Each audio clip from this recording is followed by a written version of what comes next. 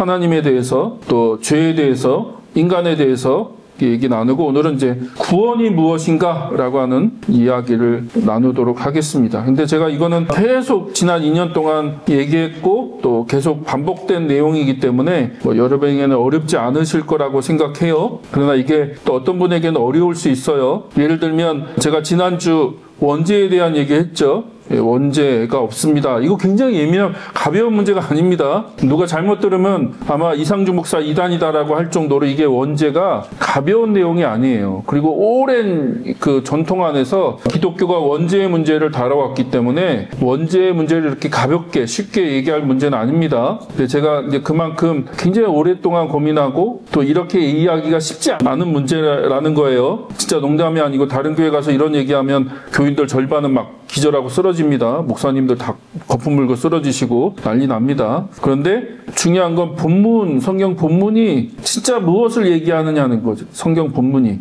우리의 전통도 중요하지만 우리 교리도 중요하고 우리 전통도 중요하지만 지난주에 그래서 그런 얘기를 나눴지만 교리라고 하는 것, 전통이라고 하는 것은 우리가 살아가는 이 삶의 배경을 배제하고 교리만 얘기하면 굉장히 위험한 것이 되죠.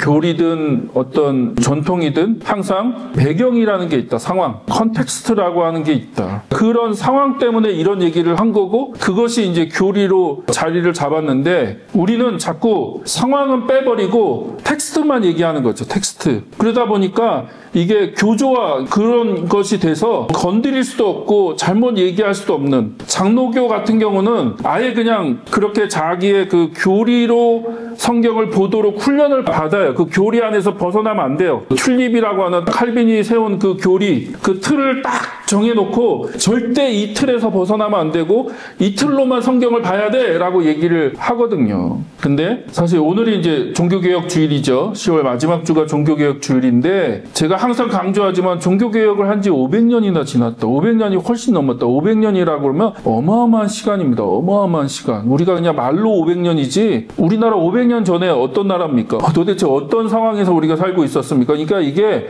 500년이라는 게 어마어마한 시간인데 어마어마한 500년이 지났는데 500년 전에 그 상황, 그 배경에서 얘기했던 그 교리가 여전히 지금도 그냥 그거 절대 움직이면 안 돼. 절대 거기서 벗어나면 안 된다라고 얘기하면 지금 시대가 우리가 지금 살아가는 시대가 어떤 시대입니까? 그러니까 이 시대하고 안 맞는다는 거야. 시대적으로 안 맞는다. 그 시대는 유럽의 그 시대적인 배경이 있다. 그런 얘기를 할 수밖에 없는 배경, 상황, 여러 가지 컨텍스트가 있고 근데 우리는 지금 그 컨텍스트 안에 살고 있지 않잖아요. 무슨 말인지 이해되시죠? 그 배경에서 우리는 살아가지 않아요. 21세기라고 하는 이 우리 포스트 모던, 그것도 후기 포스트 모더니즘 시대에 살아가고 있는데 500년 전에 종교개혁자들이 세운 교리를 지금도 마치 그것이 절대 움직이면 안 되는 절대적인 교리로 얘기한다는 건 조금 오히려 그게 더 저는 위험한 얘기다. 절대적인 진리는 성경밖에 없다.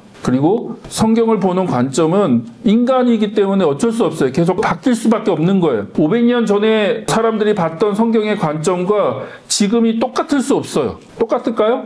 아니요. 그렇지 않아요. 절대 똑같을 수가 없습니다. 그러니까 그거는 성경의 한계가 아니라 인간의 한계다. 진리의 한계가 아니라 인간이라고 하는 존재는 그 시대에 소속될 수밖에 없고 그 시대의 영향을 받을 수밖에 없다. 우리는 이 시대의 사람이지 500년 전의 사람이 아니다. 우리는. 이해되시죠? 그래서 제가 계속해서 여러분에게 새로운 관점을 가지고 얘기를 해드리는 것이 우리 삶에서 그럼 그 진리들을 어떻게 재해석하고 우리 삶에 적용할 것인가 그런 고민입니다.